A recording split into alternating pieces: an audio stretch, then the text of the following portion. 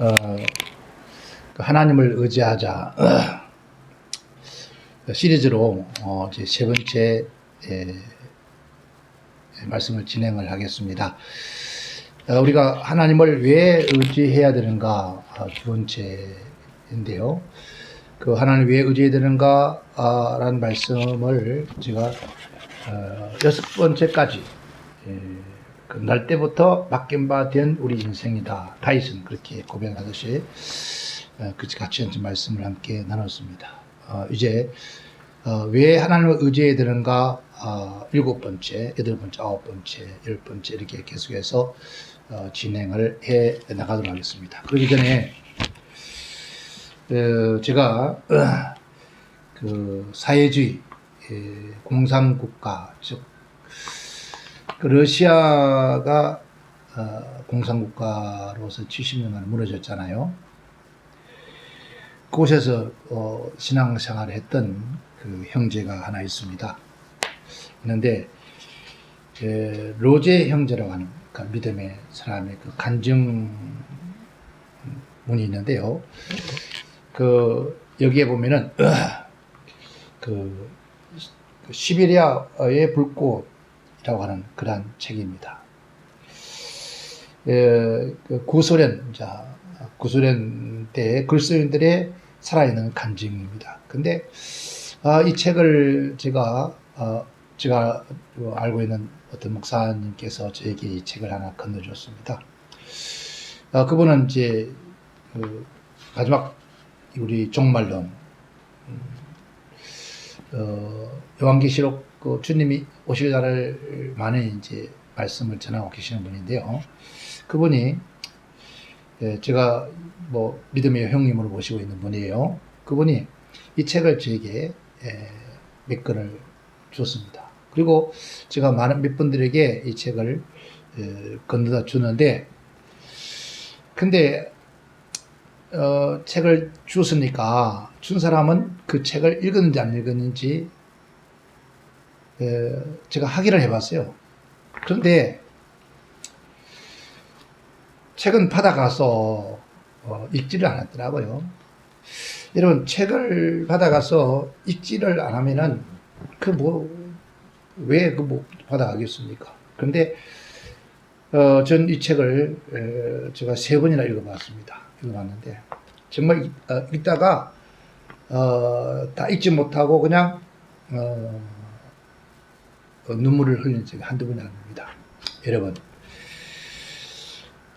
우리 이 세상의 전쟁이 세계전쟁이 두 번이었습니다. 1차 전쟁, 2차 전쟁.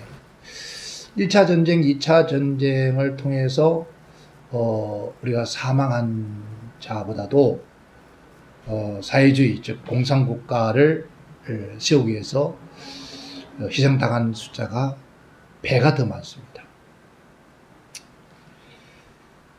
특별히 우리 그리스도인들, 예수 믿는 그리스도인들이 참 많은 순교자의 피를 흘렸습니다. 우리 한국에도 역시 그런 순교자의 피가 많이 흘렸죠. 물론 우리 한국에 처음에는 천주교회가 먼저 이 땅에 들어왔습니다.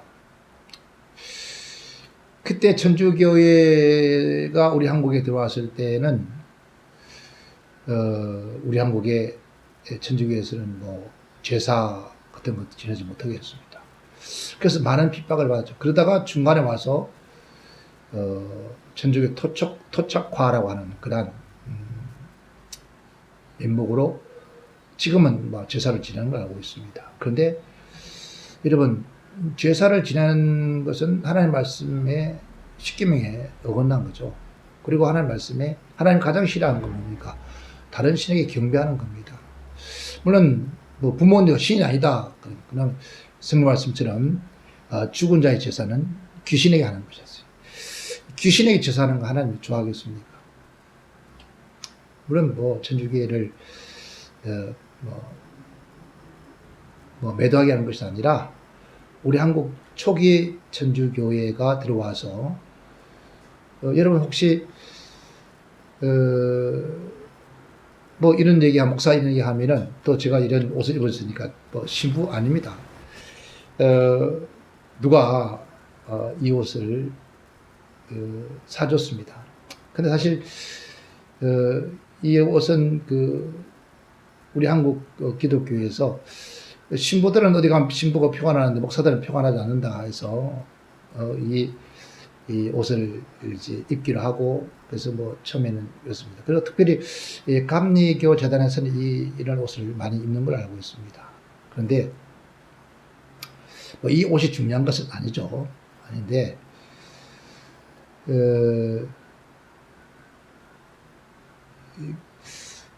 제가 이 옷을 입고 누가 사줬기 때문에 이 옷을 입고 천주교의 성도가 운영하는 병원에 갔습니다. 병원에 갔는데 저를 아마 사제로 아나 봐요. 신부로 알았나 봐요. 그래가지고 병원비 일주를 받지를 않는 거예요. 분명히 제가 신부가 사제가 아니라고 말씀을 드렸습니다. 그럼에도 불구하고도 병원비 일주 받지 않고 오히려 너무 이렇게 대접을 잘 받았습니다. 그런 거 보면은 과거에 우리 기독교 목사님들은 물론 그 대접받기 하는 것이 아니라 기독교 목사들이 참 권위가 있었습니다. 물론 권위를 나타낸 것이 아니라 어디로 가든지 목사라고 그러면은 참 좋은 그 이미지를 가질 때가 있었죠. 지금 참 안타까운 사실이지만 사실 이게 이 옷을 만들기 동기가 천주교회와 기독교를 합하려고 해요. 정말 통합시키기 위해서 사실 만들어진 거예요. 그것도 모르고 이제 입고 다녔는데 알고부터 안 입으려고 했어요. 근데 오늘 이 날씨 덥고 하니까 넥타이를 입고 어저께 또 제가 개량 한복을 입고 말씀을 아침 나눴는데 오늘 그래도 이 옷을 입고 편안하게 앉아서 합니다. 여러분 옷이 중요한 게 아니지만은 제가 뭐 천주교 얘기를 하다가 엉뚱한 소리 했네요. 우리 한국의 천주교의 수장이었던 김추경 어린 시절에 나온 영화를 봤습니다. 제가 어쩌다가 먼 길을 가다가 유튜브에서 봤는데 유튜브가 아니라 다른 채널을 통해서 보게 되었습니다. 그 당시에 그 아버지, 어머니, 그러니까 그의 조상들, 양반 집안이라고요. 그 할아버지가 천주님을 민다고 해서 순교를 당하고 어머니가 그 아들 하나를 안고 도망을 갑니다. 도망을 가서 전부가 그때 생명을 유지를 하다가 그 아들이 자녀를 며칠을 낳고 결국은 병으로 세상을 떠나가요. 거기에 그러니까 자녀가 몇 남에 든 것 같아요. 근데 거기에 막내가 바로 김치국이에요. 좀 그 영화를 보면서 참 어머니의 역할이 참 중요하다. 어머니가 그 어린 아이에게 하는 말이 내가 앞으로 커서 뭐가 되겠냐고 그랬더니 그 형은 사제가 되겠다, 저 신부가 되겠다고 하는데 왜 그러냐면 어머니를 기쁘게 하고 있다고 했습니다. 근데 이 막내는 신부가 되지 않겠다, 사제가 되지 않겠다 그렇게 단호하게 얘기를 해요. 그런데 뭐가 되긴 물었더니 나는 인삼 가게를 해야 되겠다. 왜 그런 어린 아이 그런 얘기를 하게 됐냐면은 그 아버지가 폐병과 몸이 약해서 돌아가시겠는데 그 어머니가 행상을 하면서 그 인삼 집에 가게 가서 인삼을 사려고 하는데 너무 가격이 비싸니까 결국 사지 못하고 집으로 돌아갑니다. 그 모습을 이 어린 나이에 물에서 바라보게 된 거죠. 그때 아마 그 아이가 아이 때 그런 것 같아요. 나는 인삼 가게를 해서 어머니를 행복하게 해주고 건강하게 해야 되겠다 그런 마음을 가진 것 같아요. 그래서 그 어린 아이의 마음에는 항상 어머니가 자리하고 어머니가 행상을 나가면 들어올 때까지 나무에 앉아서 기다리고, 그래서 오직 어머니를 위해서 뭘 할 것인가, 어머니를 위해서 뭔가 해야 되겠다고 하는 그런 그 마음에 가득 차 있었어요. 그때 어머니가, 그런 아이에게 어머니가 그래요. 네 마음속에는 있어야 할 천주님은 안 계시고 네 엄마가 자리 잡고 있으니까 이제 내가 너를 떠나야 되겠다. 그리고 먹을 거 얼마 두고 또 필요한 용돈 얼마 주고 그냥 대구에 아들이 있는 곳으로 그냥 어머니가 못 들어서 가버려요. 그리고 남긴 말이, 네가 네 마음속에 너희 엄마가 사라지고 네 마음속에 천주님이 자리 잡거든. 그때 네가 저 산 너머로 와라. 즉 대구로 오라는 거예요. 이 아이들은 그 어린 시절에 참 수많은 갈등을 합니다. 그러다가 저도 어린 시절에 그 장독 안에, 그러니까 간장, 된장 담는 장독 있잖아요. 그게 엄청 큰 게 있었어요. 저희 집에는 식구가 많다 보니까 뭘 사오면은 숨길 곳이 없어요. 그러니까 장독대 하나 숨겨요. 어느 날 그 형수님이 장독대 안에 오징어하고 그때 옛날 오징어 귀했잖아요. 오징어하고 그 꿀단지를 그다 숨겨 놨었어요. 한 번은 다 뭐 열어보니까 그 장독대 안에 꿀단지가 들어있는 거예요.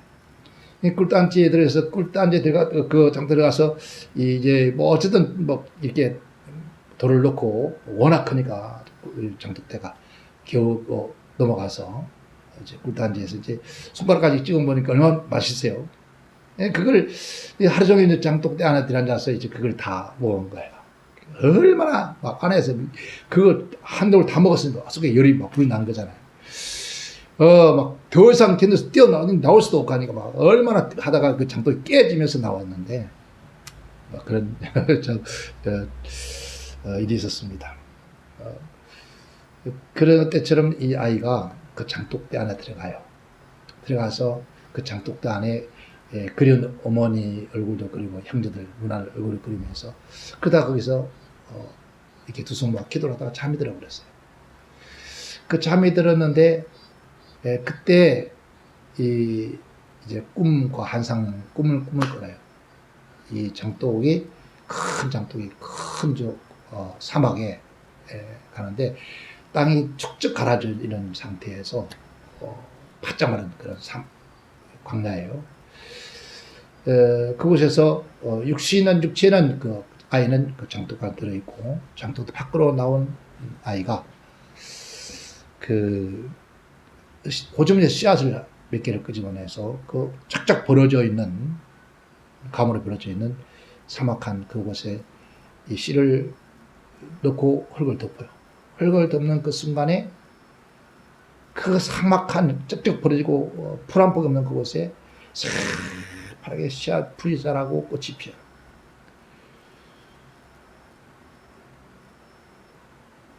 그러면서 그 아이가 깨어나요. 그렇게 깨어나면서 그 길로 이제 마음을 결단하고 가방을 울려내고 어머니가 계시는 그 당시 차가 없으면 걸어서 이제 대구까지 가나 봐요. 가는 길에 그 동네에서 그를 좋아하는 그 여자아이가 있었어요. 그 여자아이가 길거리 중간에서 그를 가로막아요. 너 정말 갈 거야? 저 산 언덕 너머로 갈 거야? 그럴 때 그 아이는 그를 부딪히고 우리 어렸을 때 우리 가방 보따리 울리는 거 있잖아요. 울리고 막 달려가요. 달려가다가 안전 가다가 그냥 앉아서 주저앉아 울어요. 왜냐하면 그 사랑하는 그 여자친구를 두고 가는 그곳에 두고 가는 것을 아쉬워하면서 가요. 그럼 울면서 그러면서 이제 걸어갑니다. 고향 그들 뛰어놀던 강을 겨울을 건너서 언덕을 건너 가면서 가는데 그 넓은 그 푸른 풀밭을 가면서 그 영화가 끝이 나요.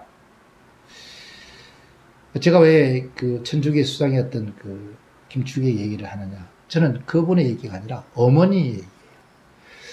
참 그 신하, 그 어머니가 내 마음속에 있어야 할 천주님만 계시고 네 마음속에 어머니가 자리 잡고 있어야 안 되겠다.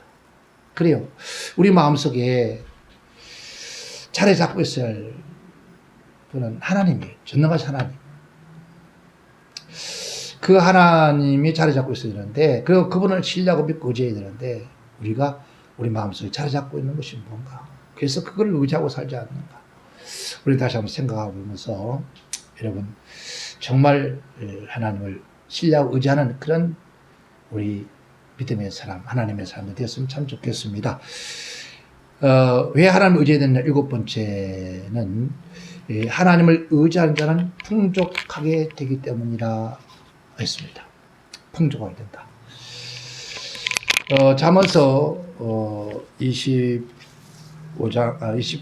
25절에 여호와를 의지하는 자는 풍족하게 된다.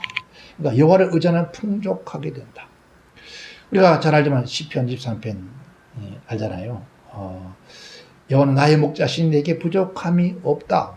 하나님을 의지하고 신뢰하고 살아가면 양떼가 여러분 누굴 의지합니까? 목자를 의지합니다. 그랬더니 부족함이 없더라. 그리고 5절에는 내 잔이 넘치더라. 그러니까 풍성이 넘치더라는 거죠. 그것처럼 우리가 하나님을 의지하면은 풍족한 즉 뭐냐면은 우리의 영적인 거나 우리의 심령, 우리의 삶의 터지라도 풍족해진다 라고 했습니다. 아브라함이 그 고향 친척을 떠날 때 하나님을 말씀을 의지해 떠났습니다. 정말 풍족했습니다. 여덟 번째는 하나님을 의지하는 자, 즉 앙망하는 자는 새 힘을 얻는다. 우리 너무 잘 알죠? 이사야 40장 31절에 오직 여호와를 앙망하는 자는 새 힘을 얻으리니 독수리 날개에 치며 올라간 것 같을 것이다. 이 셈이라는 것은 우리가 뭐 결단, 용기를 내서 그래 일어나자, 힘을 얻자, 그런 셈이 아닙니다.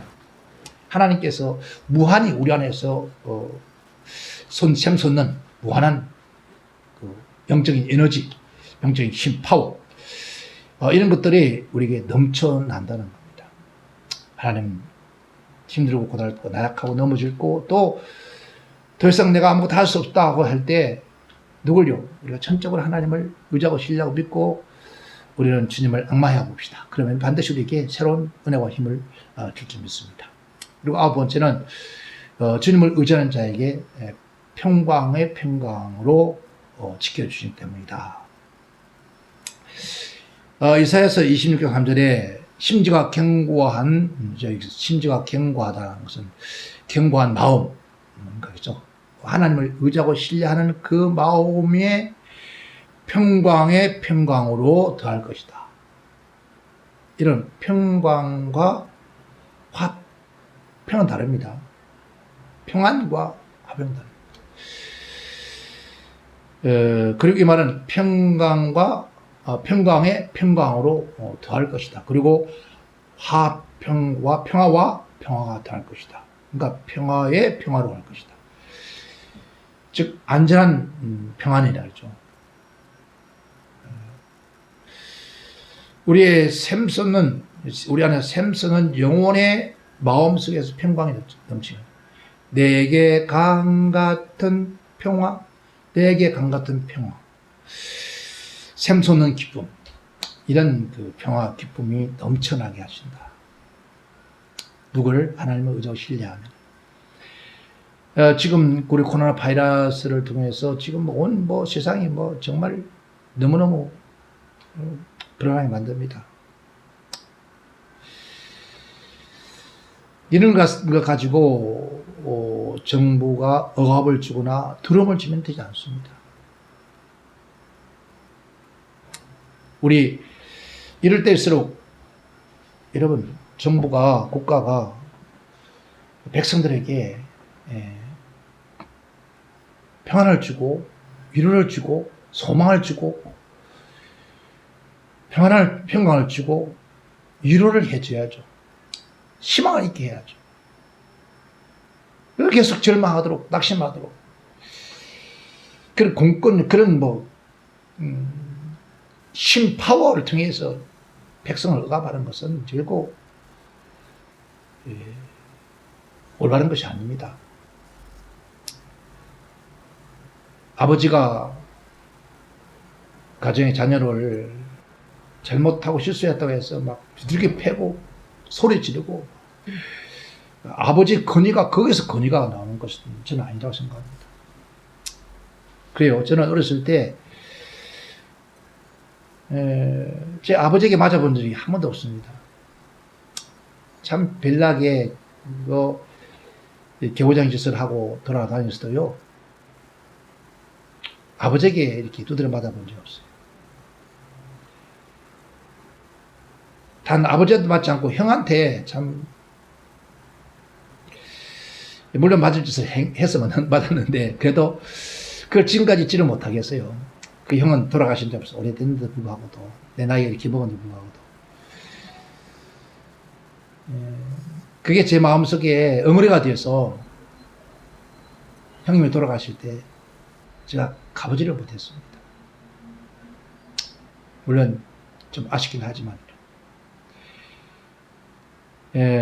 우리 문재인 대통령 영원한 권력이 없잖아요. 그리고 우리 젊은 시절에 머리띠 띠고 하얀병 들고 독재 정권 물러가라고 격렬한 시위를 했잖아요. 수많은 사람들이 희생도 당하고 그래서 우리 자유민주 국가를 우리가 지켜왔잖아요. 지금 뭘 위해서 그럽니까? 지금은 무엇을 위해서 이렇게 억압하고 탄압합니까?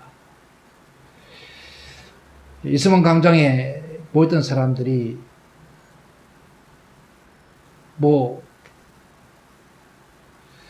우리가 그 당시에 머리에 띠를 띠고 하얀병을 들고 쫓아나왔던 것처럼 답답하니까 한 것입니까? 이제 풀어주시고 교회도 정부가 얘기하는 거리두기 하고 예배만큼 어저께 보니까 천주교 미사는 이렇게 잘 드리고 있더라고요. 미사는 다르고 예배가 다릅니까? 물론 다를 수도 있습니다. 그러나 우리 문재인 대통령께서도 천주님을 믿고 계신다 들었습니다. 우리 문재인 대통령께서 믿는 그 천주님이나 우리 개신교 믿는 하나님은 다릅니까? 만약에 다르다면은 문제가 되겠지만은 같다고 생각한다면은 같은 하나님을 믿는 우리 기독교 하나님의 종들과 하나님의 백성들을 이렇게 질병이라고 하는 것을 앞세워서 이러시면 참 안 되지 않습니까? 그러니까 우리 젊은 시절을 한번 생각하시면서 더 이상 이 종교 집단들과 기독교와 또 온 백성들에게 원성을 사지 않는 그러한 얼마 남지 않는 그러한 그 직무가 되었으면 좋겠습니다. 그리고 우리 기독교인들이 대통령을 어떻게 하려고 하는 거 아니지 않습니까? 끊임없이 지금도 고을마다 교회에서 또 방 안에서 나라 민족을 위해서 대통령을 위해서 기도합니다. 기도 왜 기도합니까? 잘하게 해달라고, 잘되게 해달라고. 그리고 임기를 은혜하게 잘 마쳐서 이 나라가 부강되게 해달라고. 그런 기도를 하지. 누가 대통령 죽으라고, 그렇게 기도할 수 있겠습니까? 하여튼, 이제 이번 주까지만 이렇게 하시고 이제 다음 주부터는 더 교회가 기도해달라고 모여서 나라 민족에서 나를 위해서 이 코로나 바이러스 때문에 이게 지금 많은 고통, 경제적 어려움 당하는 이를 위해서 기도해달라고, 그리고 교회가 철저하게 방역에 앞장서게 해달라고, 그렇게 하면 큰 마음을 한번 열어보면 아니겠습니까? 그러면은 아마 이 나라가 놀라운 귀한 역사가 일어날 줄 믿습니다. 제가 주님을 의지하는 자에게 평강의 평강으로 지키신다는 말씀을 하다가 그렇게 되었습니다. 그래요. 우리 주님을 직접 의지하면서 이 나라가 또 우리 한국이 우리 모두가 평강이 평화가 넘치기를 바랍니다. 열 번째는 하나님을 의지하는 자에게 필요할 때마다 하나님 도와주신다. 그러니까 우리가 내가 뭐 무슨 일을 당할 때마다 하나님은 우리의 도우십니다. 하나님 우리를 돕는 자 속에 있다는 거예요.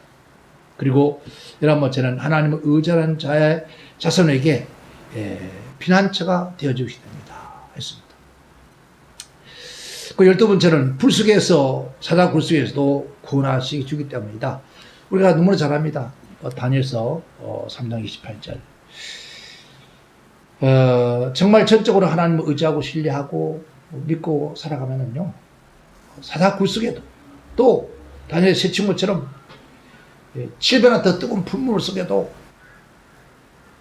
하나님은 그곳에서 계시고 그곳에서 우리를 구원해 주신다는 겁니다. 지켜주신다는 거예요. 그러니까 그들이 다니엘이나 새 친구가 하나님 저 불문불에 들어가지 않게 하소서 그런 기도 안 했습니다. 내가 들어갈 때 저 불문불에 꺼지게 해주세요 그런 기도도 하지 않았습니다. 오히려 내가 저 불문불 속에, 사자굴 속에 들어가서 죽음을 당한다 할지라도 그 죽음에서, 그 고통 속에서 하나님께서 나를 구원해 주지 않다 할지라도 결국 우리는 검지상을 섬기지 않을 것이고 다른 신을 섬기지 않을 것이라고. 그래, 그게 바로 진정 믿음이거든. 진정 하나님을 신뢰. 하나님 살아계시니까 그렇게 구원하시지 않는다 할지라도 우리는 그 불 속에서 들어간다는 거죠. 참 멋지잖아요. 앞으로 이럴 때가 올 겁니다. 그러니까 여러분 지금 조그마한 이 어려움 속에서 어찌 할고 가슴 두근두근 저는 그런 일이 없기를 바랍니다. 여러분 다니엘 씨 하나님 지금 우리 하나님이에요. 그죠? 아브라함 시대 하나님 우리 하나님이에요. 우리는 그 말 잘하죠. 엘리야 시대 하나님, 엘리야 하나님 우리 하나님, 엘리사 하나님 우리 하나님, 아브라함 우리 하나님, 다윗 하나님 우리 하나님, 다니엘 하나님 우리 하나님. 그렇게 말을 하지만 우리는 그걸 믿지 않고 신뢰하지 않습니다. 지금도 그 하나님 살아계시, 지금도 꼭 같습니다. 사자굴 속에서도 우리를 구원하신 하나님, 지금도 어떤 어려움을 당하여도 구원해 줄지 믿습니다. 그리고 끝으로 왜 하나님을 의지해야 되느냐? 세 번째는 하나님은 인자하시기 때문이다. 그리고 요동치 않는 겁니다. 우리 시편 21편 7절 말씀을 하나 볼까요? 왕이 여호와를 의지하오니 지극히 높으신 자의 인자하심으로 요동치 아니하이다.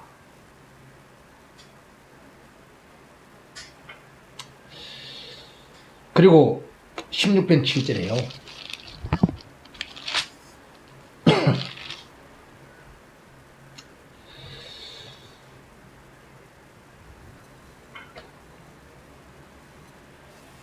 나를 훈계하신 여호와를 송축할지어다. 밤마다 내 심장이 나를 기원하도다. 내가 여호와를 항상 내 앞에 모시며 그가 내 우편에 계심으로 내가 요동하지 아니하리로다. 하나님이 우리가 함께 일생 살다 보면 여러 가지 우리가 어려움도 있고 또 죄를 짓고 잘못된 게 많습니다. 우리가 죄라고 하는 것은 세상 사람들 보는 그 잣대고 정말 죄인이라는 것은 하나님 믿지 않는 것이 죄인입니다. 예수를 믿지 않는 것이 죄인이죠. 그리고 예수 그리스도를 믿음을 통해서 우리가 어렵다 하시지 못하였습니다. 우리가 하나님을 믿고 의지하고 살아가면은 그 반석에 씌운 집처럼 반석에 씌운 믿음이 여러분 흔들리지 않고 요동하지 않고 끝까지 하나님을 신뢰하고 의지하면은 반드시 하나님께서 우리의 모든 이 땅의 삶에 승리할 수 있도록 그렇게 인도할 줄 믿습니다. 우리 모두 왜 하나님을 의지해야 되는가 13가지 말씀을 드렸습니다. 그리고 다음에는 이제 누가 하나님을 의지하는가 하는 말씀을 연이어서 함께 그렇게 어쨌든 우리 하나님 살아계십니다. 끝까지 우리 하나님을 믿고 신뢰하고 의지해서 승리하는 저와 여러분 되시기를 주의 이름으로